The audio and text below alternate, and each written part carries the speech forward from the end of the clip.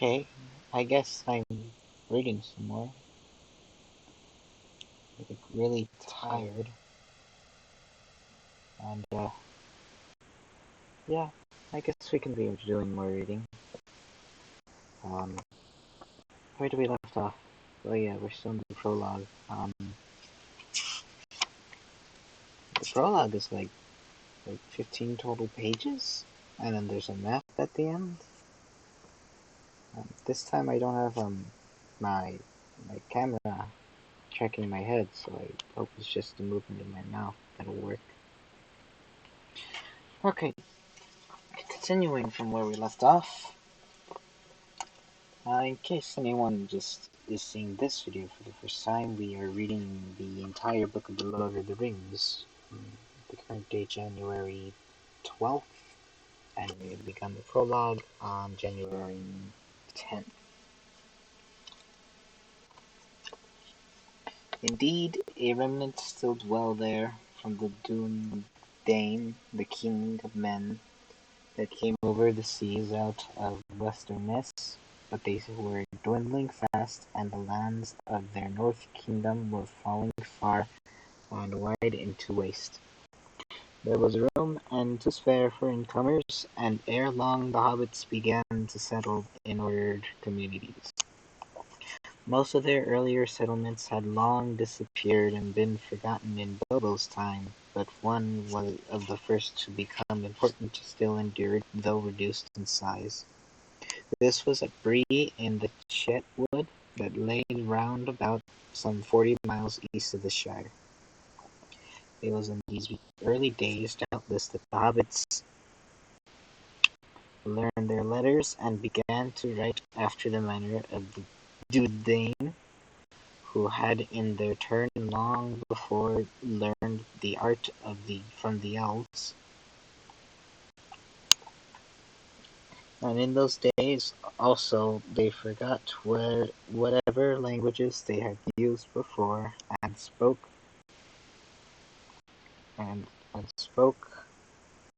ever after the common speech, the Westrons, as it was named, that was current through all the lands of the kings, from Arnor to Gondor, and about all the coasts of the sea, from Belfalas to Lune. Yet they kept a few words of their own, as well as their own names of the month and days, and a great store of personal names out of the past. About this time legend among the hobbits first becomes history, with a reckoning of years, for it was in the 1601st year of the Third Age that the Fallowhide brothers, Marcho and Blanco, set out from Bree, and having obtained permission from the High King at Fornest, they crossed the Brown River, Barandúin, with a great following of hobbits.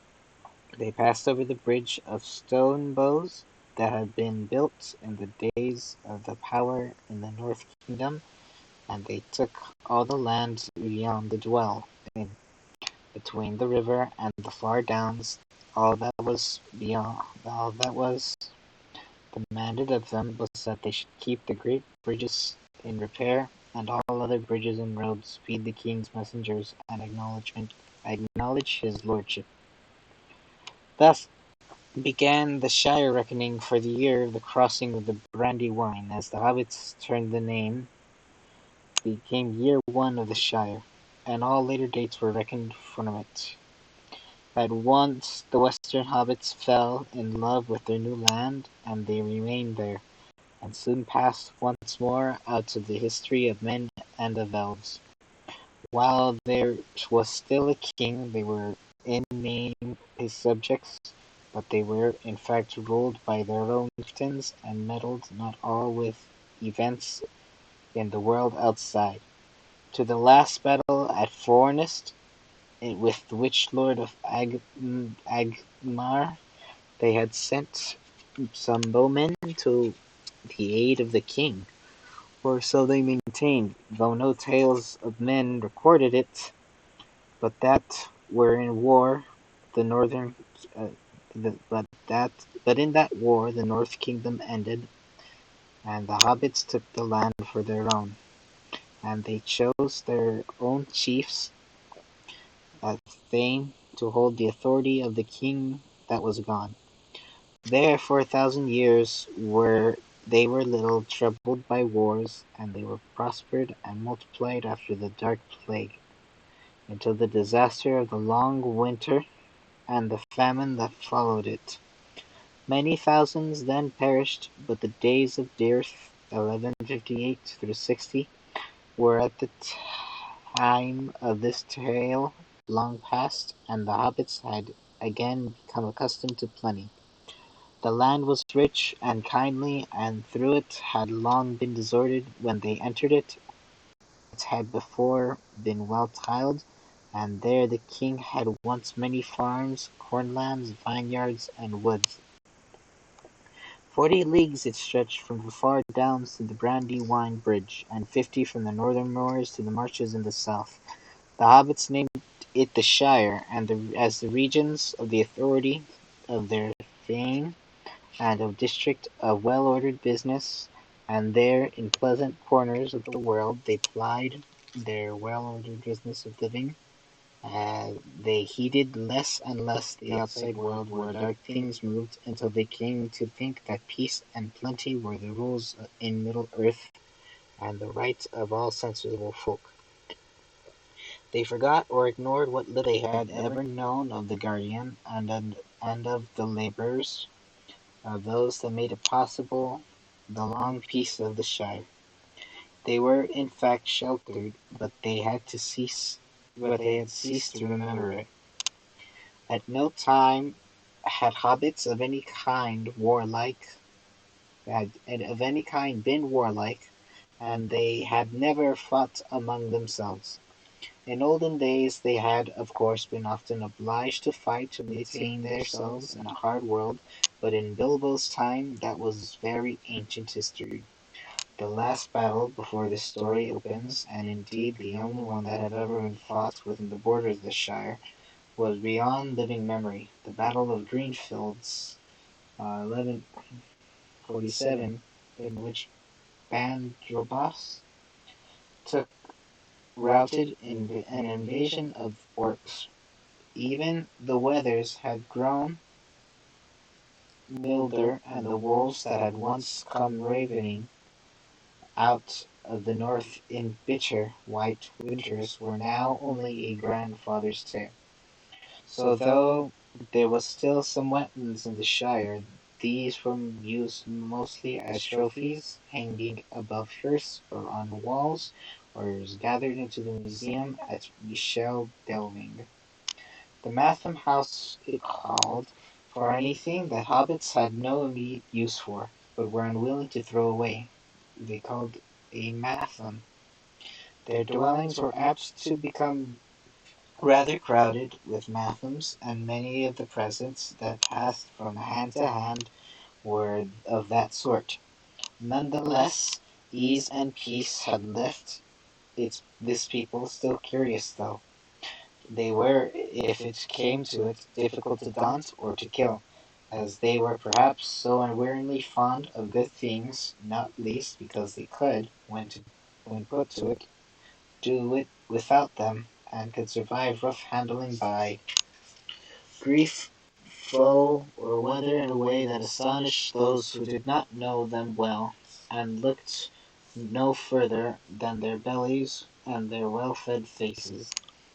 Though slow to quarrel, and for sport killing, nothing that lived, they were doughty at bay, and at need could still handle arms. They shot well with the bow, for they were keen-eyed and sure at the mark. Not only with bows and arrows. If any hobbit stooped for a stone, it was well to get quickly under covers, as all trespassing beasts knew very well. All hobbits had originally lived in holes in the ground, so they believed, and in such dwellings they still felt most at home, but in the course of time they had been obliged to adopt other forms of abode. Actually, in the Shire in Bilbo's days, it was, as a rule, only the richest and the poorest hobbits that maintained the old customs. The poorest went on living in burrows of the most primitive kind, mere holes indeed, with only one window or none, while the well-to-do still constructed more luxurious versions of the simple diggings of old. But suitable sites for these large and ramifying tunnels, or "smimels" as they called them, were not everywhere to be found, and in the flats and the low-lying districts the hobbits, as they multiplied, began to build above ground.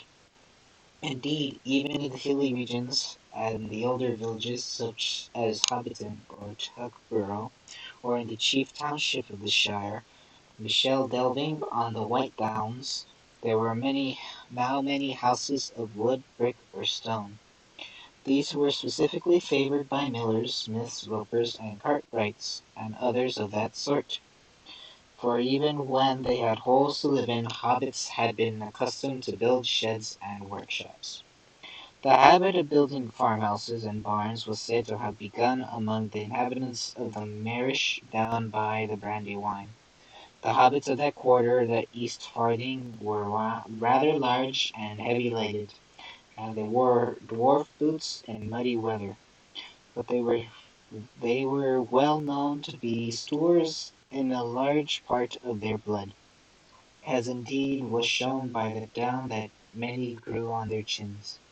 No Hartfoot or Fallowhide had any trace of a beard. Indeed, the folks of the marsh and of Buckland east of the river, which they afterwards occupied, came for the most part later into the shire up from south away, and they still had many peculiar names and strange words not found elsewhere in the shire. It is probable that the craft of the building, as many other crafts besides, was derived from the Dúnedain, but the hobbits may have learned it from the direct from the elves, the teachers of men in their youth. For the elves of the High Kindred had not yet forsaken Middle-earth, and they still dwelt in that time at the Grey Havens away to the west, and in other places within reach of the Shire. Three elf tower, three elf towers of immemorial age were still to be seen on the tower hills beyond the west marches. They shone far off into the moonlight. The tallest was furthest away, standing alone upon a green mound. The hobbits of the West Farthing said that no one could see the sea from the top of the tower, but no hobbit had ever known to climb it. Indeed, a few hobbits had ever seen or sailed upon the sea, and fewer still had ever returned to report it. Most hobbits regarded even in most hobbits regarded even rivers and small boats with deep misgivings, and not many of them could swim. As the days of the Shire lengthened, they spoke less and less with the elves and grew afraid of them, and distrustful of those that had dealings with them, and the sea became a word of fear among them, and a token of death.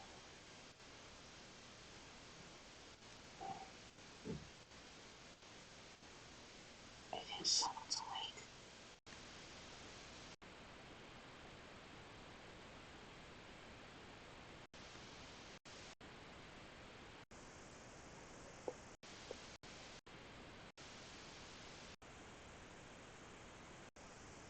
And they turned their faces away from the hills in the west.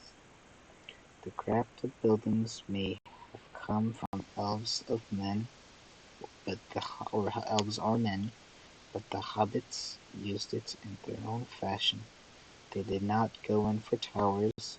Their houses were usually long, low, and comfortable. The oldest kind were, indeed, no more than built imitations of smills, thatched with dry grass or straw, or roofed with turfs, and having walls somewhat bulged. That stage, however, belonged to the early days of the Shire, and hobbit buildings that had long been since altered, improved by devices learned from dwarves or discovered by themselves. A preference for round windows and even round doors was the chief remaining peculiarity of Hobbit architecture. The houses and the halls of Shire hobbits were often large and inhabited by large families. Bilbo and Frodo Baggins were, as bachelors, very exceptional, as they were also in many other ways, such as their friendship with the elves. Sometimes, as in the case of the Tooks of Great Smeals or the Brandybucks of Brandy Hall, many generations of relatives live in comparative peace together in one ancestral and many tunneled mansions. All hobbits were, in any case, clannish and reckoned up their relationship with great care. They drew long and elaborate family trees with innumerable branches.